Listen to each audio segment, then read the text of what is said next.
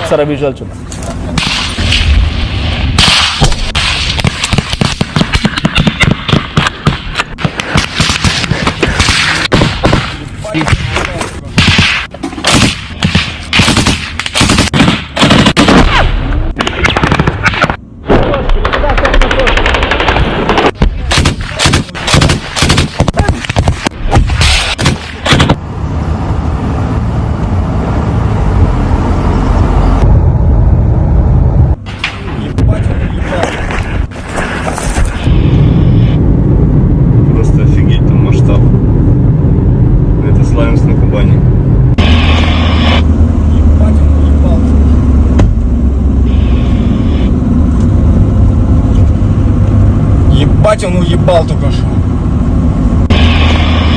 Right, ప్రస్తుతానికి Russia target ఏంటో తెలుసా? ఉక్రెయిన్లోని కోస్టియాన్వికా అనేది ఒక కీలకమైన ప్రాంతం, ఎక్కడైతే వాళ్ళకి సంబంధించిన కీలకమైనటువంటి ఆయుధాలు, డ్రోన్లు ఉన్నాయి. మీకు కనుక గుర్తుండుంటే నాకు తెలిసి ఎగ్జాక్ట్గా ఏడాది క్రితం అనుకుంటా. ఏడాది క్రితం ఏం జరిగింది? ఉక్రెయిన్ కొన్ని కంటైనర్లలో డ్రోన్లను తీసుకొచ్చింది. ఎక్కడి నుంచి వచ్చాయి కంటైనర్లు? రష్యా కళ్ళుగప్పి నావిగేషన్లని మొత్తాన్ని విడిగొట్టించి ఎటువంటి టెక్నాలజీకి అంతు చిక్కకుండా రష్యాలో తిరిగేటువంటి కొన్ని కంటైనర్లు, ట్రాన్స్పోర్టింగ్ కంటైనర్లో డ్రోన్లు వస్తాయి. వచ్చి రాగానే ఒక 10 కంటైనర్ల నుంచి గాల్లోకి డ్రోన్లు ఎగరడం, ఆ డ్రోన్లు అన్ని వెళ్ళిపోయి ఒక దాని ఏమంటారు ఎయిర్ ఫోర్స్ పై అటాక్ చేయడం, ఎయిర్ బేస్ పై అటాక్ చేయడంతో 32 యుద్ధ విమానాలు పూర్తిగా నుజ్జు అయిపోయాయి. వాటిని పేల్చేసింది ఆ డ్రోన్లన్నీ కూడా, 32 యుద్ధ విమానాలు. ఇది చిన్న విషయం కాదు. నాకు తెలిసి రష్యా ఉక్రెయిన్ యుద్ధంలో ఉక్రెయిన్ చేసిన అతిపెద్ద బిగ్గెస్ట్ సీక్రెట్ ఆపరేషన్ ఏంటంటే ఇదే. ఒక ఎయిర్ బేస్ పై అటాక్ చేసి రష్యాలో 32 విమానాలు, యుద్ధ విమానాలని పేల్చేసింది. ఆ కంటైనర్లో డ్రోన్లు వస్తాయి, అడిగి రాగానే ఓపెన్ అయిపోతుంటాయి, ఆ తర్వాత అటాక్ జరుగుతూ ఉంటుంది. ఒకటా రెండా, ఇలా అనేక సందర్భాల్లో ఉక్రెయిన్ కూడా తమ ఎత్తుగడని, స్కెచ్ని వేసి అమెరికా సహాయంతో యుక్రెయిన్, యూరోపియన్ సపోర్ట్ కూడా ఉంది, ఈ దేశాల సహాయ సహకారాలతో రష్యా పైన భయంకరమైన దాడిలో కూడా పాల్పడుతుంది. అది ఇప్పుడు 2 రోజుల క్రితం కూడా ఇలాగే ఆయిల్ రిఫైనరీల పైన ఉక్రెయిన్ చేసిన అటాక్ భారీ నష్టాన్ని సమకూర్చింది రష్యాకి. ఆ నష్టానికి ప్రతీకారంలో భాగంగానే ఇప్పుడు eastern part of Ukraine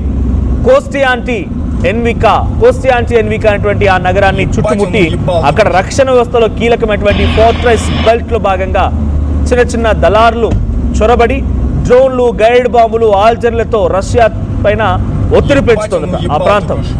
Ukraine సైన్యం ఇంకా నగరాన్ని నిలబెట్టడానికి ప్రయత్నిస్తోంది. రష్యా అక్కడ కొంత ఆందోళన క్రియేట్ చేస్తోంది. ఉక్రెయిన్లోని కోస్టియాన్వికా అనేటువంటి ఈ ప్రాంతాన్ని మొత్తాన్ని కూడా రష్యా తమ కబంధ హస్తాల మధ్య చుట్టుముట్టేసి అక్కడ భయంకరమైనటువంటి దాడులకు పాల్పడుతోంది. సో కనీసం ఇప్పటివరకు ఈ 24 అవర్స్లో 12 మంది చనిపోతే 40 మంది గాయాలయ్యాయి. దాంట్లో డ్నిప్రో, జపోర్జియా, సుమి, కార్కివ్ ఈ ప్రాంతాలు ఎక్కువగా దెబ్బతిరిపోయాయి ఉక్రెయిన్లో. సో అక్కడ కంప్లీట్గా కరెంట్, పవర్ సప్లై కూడా ఆగిపోయింది, ట్రాన్స్పోర్టేషన్ ఫెసిలిటీస్ ఆగిపోయాయి. ఇక ఉక్రెయిన్ ఎక్కువగా వాడేటువంటి డ్రోన్లతో రష్యా ఇంధనకు సంబంధించినటువంటి ఆయిల్ రిఫైనరీ కేంద్రాలని, రైల్వే మార్గాలని, సరఫరా చేసినటువంటి ట్రాన్స్పోర్టేషన్ని, మరీ ముఖ్యంగా క్రిమియా వైపుగా వెళ్ళేటువంటి లాజిస్టిక్స్ పైన కూడా. క్రిమియా అనేది ఒక ఐలాండ్, రష్యా ఎప్పటి నుంచో అక్కడ ఉంటుంది, అక్కడ బాగా వేయాలని చూస్తోంది. ఆ ప్రయత్నమే ఇప్పుడు భయంకరమైన యుద్ధంగా మారింది. సో క్రిమియా వైపుకు వెళ్ళేటువంటి ఆ లాజిస్టిక్స్, ట్రాన్స్పోర్టేషన్ మొత్తాన్ని కూడా దెబ్బతీసింది ఉక్రెయిన్. ఈ దాడులతో ఆ ప్రాంతాల్లో ఆయిల్ రిఫైనరీకి సంబంధించి అటాక్ తర్వాత ఆయిల్ స్కార్సిటీ ఏర్పడింది, ట్రాన్స్పోర్టేషన్కి ఇబ్బంది అవుతోంది, అనేక రకాలుగా ఇబ్బంది పడుతున్నారు. దీనికి సమాధానంగానే ఇప్పుడు ఉక్రెయిన్ పై అటాక్ చేసింది రష్యా. వ్లాదిమిర్ పుతిన్ ఉక్రెయిన్ ప్రతిపాదించిన పరస్పర దాడుల విరమణ తిరస్కరించారు అని చెప్పి రష్యా అంటోంది. డోన్ బాస్ మరియు ఉత్తర ప్రకటిత లక్ష్యాలు నెరవేరే వరకు కొంత యుద్ధం కొనసాగుతుంది అనేది రష్యా చెప్తోంది. అంటే వ్లాదిమిర్ పుతినే మాపై అటాక్లో భాగంగా ఆ సీజ్ ఫైర్ అండర్స్టాండింగ్ని బ్రేక్ చేశారని చెప్తూ ఉన్నారు అటువైపు జెలెన్స్కీ. సో ఉక్రెయిన్ జెలెన్స్కీ చెప్తున్న మాట అది. కానీ ఇక్కడ రష్యా ఏం చెప్తోంది? మాపై అటాక్ని మేము తిప్పికొడుతున్నాం అంతే. వ్లాదిమిర్ జెలెన్స్కీ ఏమంటారు? రష్యా శాంతి ప్రతిపాదన తిరస్కరిస్తోంది, రష్యా ప్రకటించేటువంటి సైనిక లక్ష్యాలను పదే పదే వాయిదా పడుతున్నాయని, ఉక్రెయిన్ తన ఖచ్చితమైన డ్రోన్ దాడులను కొనసాగిస్తుందని చెప్పుకొచ్చారు వ్లాదిమిర్ పుతిన్కి ఎగెయిన్స్ట్గా జెలెన్స్కీ.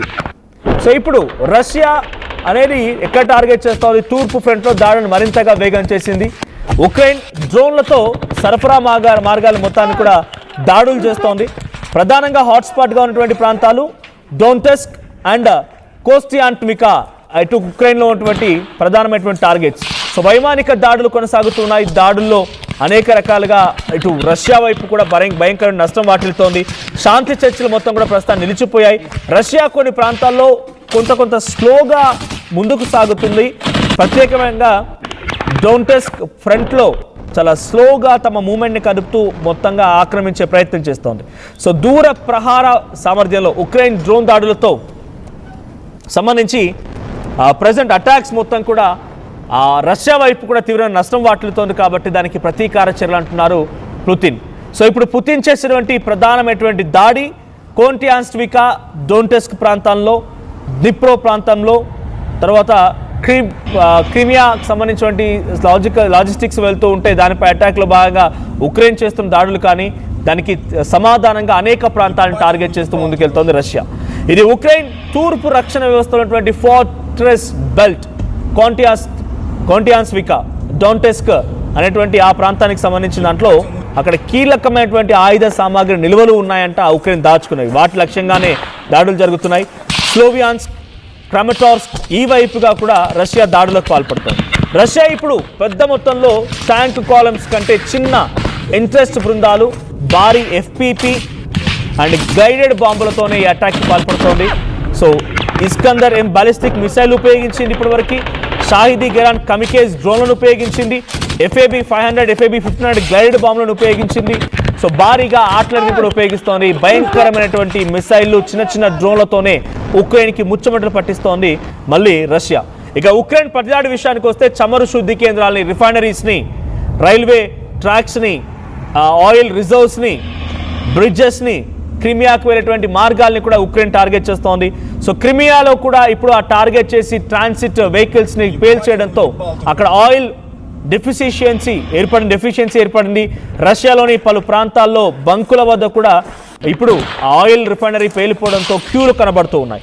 సో లాస్ట్ 48 అవర్స్గా డ్నిప్రోలో క్షిపణి దాడి జరిగింది, జపోర్జియాలో జరిగింది, కార్కివ్లో జరిగింది. కనీసం 12 మంది మరణిస్తే 40 మందికి చాలా తీవ్రంగా గాయాలయ్యాయి. ఈ దాడి ఇంకా పెరిగే అవకాశం ఉంది.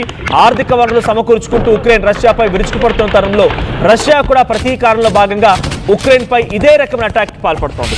రష్యా ఉక్రెయిన్ వార్ మరింతగా ముదిరే అవకాశం ఉంది.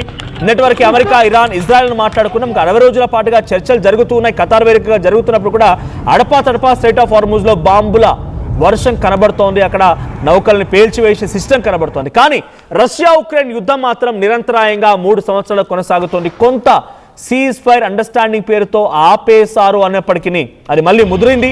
మళ్ళీ రోజుకి మరింత తీవ్రమవుతోంది. రష్యా చేసేటువంటి అటాక్తో ఉక్రెయిన్ మళ్ళీ ఉక్కిరిబిక్కిరి అవుతూ అటు Britain, America, European nations, NATO దేశాల సహాయం కూడా ఇప్పుడు ఉక్రెయిన్ తమ ఆర్థిక స్థితిగతులను మెరుగుపరచుకోవడం కోసం తీసుకున్న సిచ్యువేషన్ ఉంది. సో ఆర్థిక స్థితిగతులు మెరుగుపరుచుకుంటూనే మరి రష్యాపై అటాక్ చేస్తోంది. మళ్ళీ రష్యా అటాక్ చేయగానే మేము పూర్తిగా నష్టపోతున్నామనేటువంటి మాట కూడా ఉక్రెయిన్ మాట్లాడుతోంది. కానీ 3-4 ఏళ్లుగా జరుగుతున్నటువంటి యుద్ధం మేము రాగానే చిటికలో ఆపేస్తాన ట్రంప్ మాత్రం ఈ రోజుకి ఆపలేకపోయారు. ఈ రోజుకి యుద్ధం కొనసాగుతుంది అని అంటే డెఫినెట్గా ట్రంప్ కూడా ఇక్కడ బిగ్గెస్ట్ ఒక బ్లాక్ మార్క్గా ఉన్నాడని చెప్పాలి.